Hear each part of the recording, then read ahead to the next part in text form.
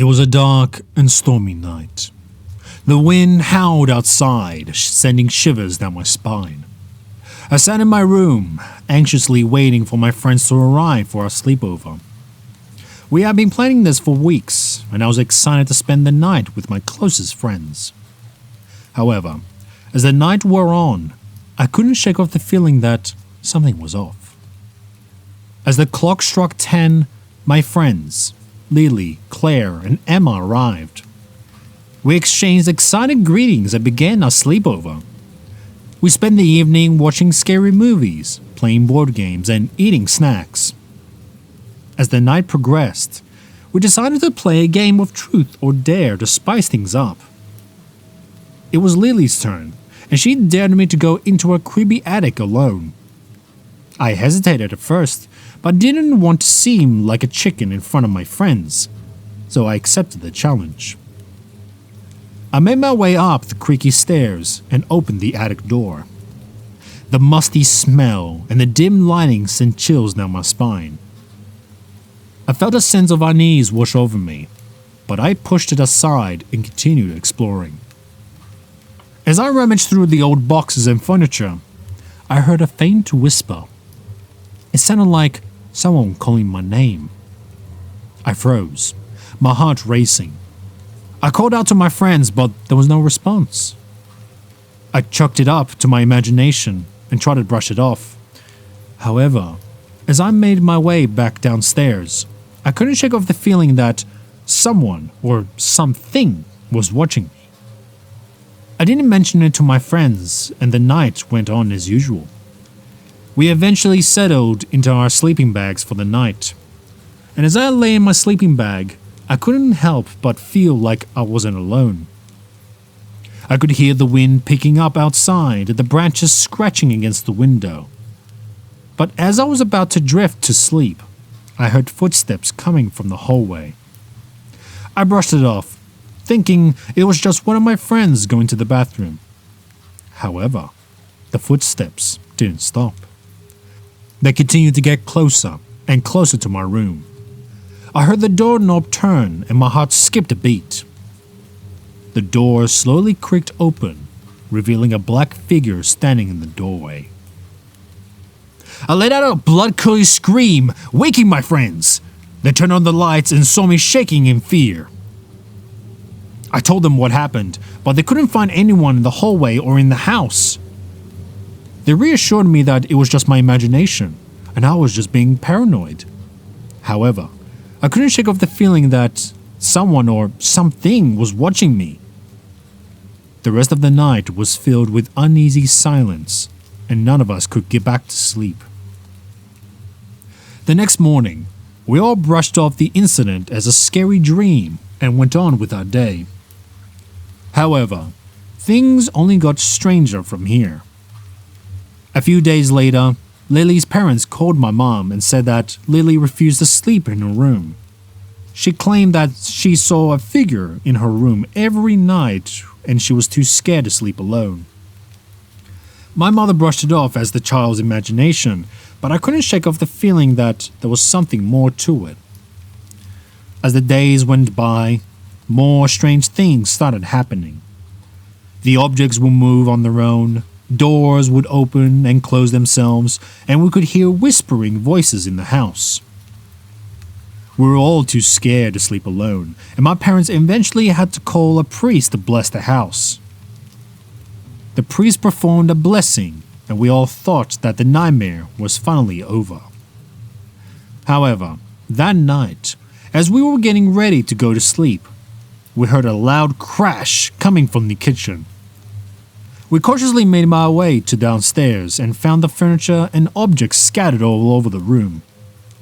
We noticed a message written on the wall with red paint. "I'm not leaving." We all screamed and ran to my parents' room, where they're already awake, trying to figure out what was happening. They called the police and they searched the house, but they found no one. We all decided to stay at the hotel for the rest of the night and return the next day to find the house completely ransacked. My parents decided it was best for us to move out of the house and find a new place to live. As we were packing our belongings, I found an old photo album hidden in the attic. As I slipped through the pages, I found a photo of a family who used to live in the house. In the photo, there was a young girl who looked exactly like a figure I saw in the doorway that night. I showed the photo to my parents, and they eventually found out that the young girl in the photo had died in the house many years ago. They never found out how she died, but the rumors say that she was killed by her own family. Her ghost was said to haunt the house, and she didn't want anyone living there. We moved out of the house and never spoke of it again. My friends and I never had another sleepover, and all drifted apart. To this day, I still have nightmares about that night. As the clock struck midnight, my friends and I gathered in our sleeping bags, ready for a night of scary stories and movie marathons at our annual sleepover. We had done this for years, and it was always a fun and exciting experience. However, this year was different, and little did we know it would turn out to be our most terrifying night of our lives. We started off by telling each other ghost stories, trying to undo one another with our chilling tales. As we giggled and screamed, I couldn't help but feel a strange presence in the room, almost like someone or something was watching us. I shrugged it off as my imagination and joined in on the fun, not wanting to be the only one feeling spooked. But as the night went on, the strange things began to happen. The TV turned on by itself, and the volume kept increasing until it was deafening. Once we managed to turn it off, we heard a faint whispering coming from the corners of the room. We checked our phones thinking it was just one of us playing a prank, but to our horror, all of our devices were dead. Fear started to sink in, and we all held it together, trying to rationalize what was happening. Maybe it was just a power surge, or the old house playing tricks on us. But deep down, I knew something wasn't right. I couldn't shake off the feeling that we were not alone. That's where we heard it. The sound of footsteps coming up the stairs. Slow and deliberate, as if whoever was making them didn't want to be heard. We sat frozen, not daring to move or make a sound. As the footsteps grew closer, a figure appeared in the doorway, shrouded in the darkness. My heart was pounding so loud that I was sure everyone could hear it. I wanted to scream, but my voice was caught in my throat. The figure slowly emerged, revealing a woman in a white dress, her hair covering her face. We all screamed in terror as she floated towards us, her pale hand reaching out towards us. I snapped out of my daze and grabbed the nearest thing I could find, a pillow, and threw it at the woman. She disappeared into the thin air, and we all hesitantly got out of our sleeping bags, huddled together in the middle of the room. We didn't know what to do. We were just a group of teenage girls, trapped in a haunted house with no way to call for help. We decided to stay together and try to make it until morning, hoping that it was just a bad dream. But the horrors didn't stop there. The whispers turned into screams, and the objects started to move on their own. We could hear the sounds of scratching from behind the walls, and the door to the room wouldn't budge, no matter how hard we tried to open it. As the night went on, we realized that we were not alone in the house. There were other spirits, and they were not friendly. They seemed to be drawn to our fear, and they fed off of it. We were their new playthings, and they were not going to leave us leave. The fear and panic only grew as we heard the voices of the woman in white again. It was an otherworldly voice, sending chills in our spines. She told her tragic story of how she died in this very house and how she had been searching for someone to keep her company for eternity. We were terrified, but also filled with sympathy for the woman. We tried to communicate with her, asking her to let us go and to move on to the afterlife, but she only grew angrier and more vengeful. She wanted us to suffer, just as she had suffered. We were running out of options, and with the sun rising, we hoped it would be over. But as the first rays of light illuminated the room, we realized that the spirits were not going to let us go. They had become attached to us, and they were not going to let us leave their grasp. As we sat huddled together, tears streaming down our faces, we heard the door creaked open. Our hopes were lifted until we saw the same woman in white standing in the doorway. Except this time, she was not alone. Behind her were countless other spirits with all the same vengeful look in their eyes. We knew we were outnumbered, and our screams echoed through the house as they advanced towards us. But just when we thought it was the end, a bright light appeared, banishing the spirits back to where they came. We looked up, and there stood an old man, his eyes filled with sadness and regret. He explained to us that the woman was his daughter, and she had died in the house many years ago. He had been keeping her in the house, unable to let her go. But seeing the horror and terror she had caused, he finally realized that it was time to move on. We were all in shock, unsure what to say or do. The old man helped us out of the house, and as we stood outside into the fresh air, we knew we had survived the most terrifying night of our lives. As for the old house, it was eventually demolished, but I'm sure the spirits still remained. It was a dark and a rainy night, perfect for a spooky sleepover with my friends. We were all huddled in my living room, surrounded by pillows and blankets, watching a horror movie marathon. The sound of thunder added to an eerie atmosphere, making us jump and scream in every jump scare.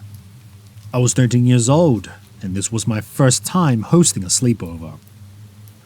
My friends and I had been planning it for weeks, excited to spend the night together, telling ghost stories and playing pranks on each other. But little did we know, this sleepover would turn into a nightmare. As the night went on, we decided to take a break from the movies and play a game of truth or dare. It was my turn to choose, and I chose dare. My friend, Emily, gave me a mischievous grin and dared me to go into the basement alone and stay there for 10 minutes without turning on any lights. I hesitated at first, but the thought of being deemed a chicken by my friends pushed me to accept the challenge. I grabbed a flashlight and made my way down to the creaky stairs, my heart racing with each step. The basement was dark and musty, with the old furniture and boxes scattered around. I tried to ignore the eerie feeling creeping up my spine and focused on the ticking clock in my head, counting down the minutes. As I approached the 10-minute mark, I heard a faint whisper coming from behind me. I turned around, but saw nothing.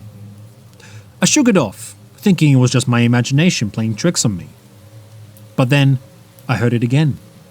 The same whisper, but this time, it sounded closer. "Hello?" I called out, my voice trembling. Suddenly, I felt a cold hand grab my shoulder.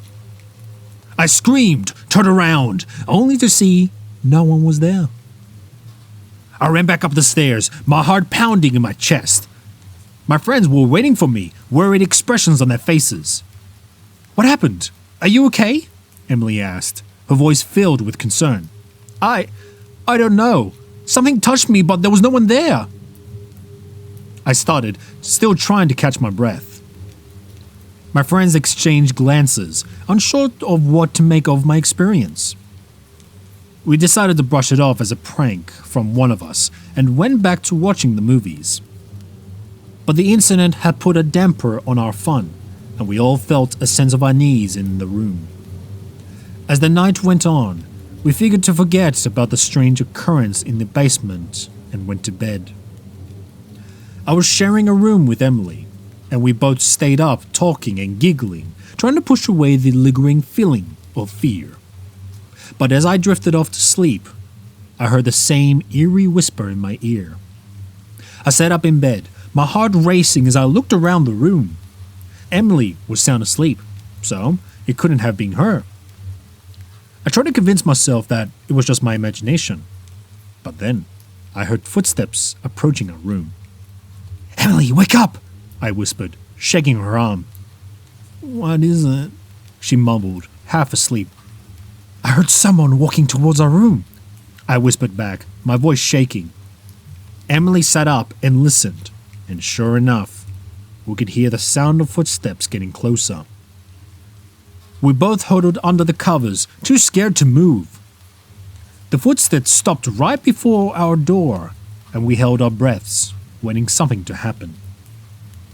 But then, the doorknob started to turn, as if someone was trying to come in. We screamed and jumped out of our bed, knocking over the lamp in the process. The door swung open, but there was no one there. We ran out of the room and found our other friends in the living room, wide awake and terrified. "What happened?" they all asked at once. "We heard someone walking up and then the door opened itself," I explained, my voice trembling. We all stayed up for the rest of the night, too scared to go back to sleep. In the morning, we were all exhausted and on edge. We tried to forget about the strange occurrences from the night before and went about our day, playing games and watching movies. But as the night approached, we couldn't shake off the feeling that we were being watched. We decided to sleep in the living room, not wanting to be alone in any of the rooms. We made a fort of blankets and tried to have fun, but the atmosphere was tense and unsettling. As we were about to fall asleep, we heard a loud crash coming from the kitchen. We all jumped up, our hearts pounding with fear. We cautiously made our way to the kitchen and found that all cabinets and drawers were pulled open, with pots and pans strewn across the floor. We all frozen in fear, not knowing what to do. Suddenly, a cold breeze swept through the room, making us shiver. We heard the same eerie whisper, but this time, it was louder and more distinct. "Get out," it said. Tears welled up in my eyes as I realized that we were not alone in the house. We grabbed our things and ran out of the house, not stopping until we were safe at Emily's house. We told our parents what happened, and they called the police to investigate. The police searched the house, but they found no signs of forced entry or any explanation for the strange occurrences. They chalked it up to a possibility of a prank by one of us, but we knew deep down that it was something more. From that day on, I never hosted another sleepover, and my friends and I never spoke about that night again. But every time I think about it, I can't help but wonder if we had unleashed something supernatural that night, something that was lurking in that house, waiting to be awakened again. I learned my lesson. Sometimes it's better to leave things alone and not go looking for trouble, especially during a sleepover.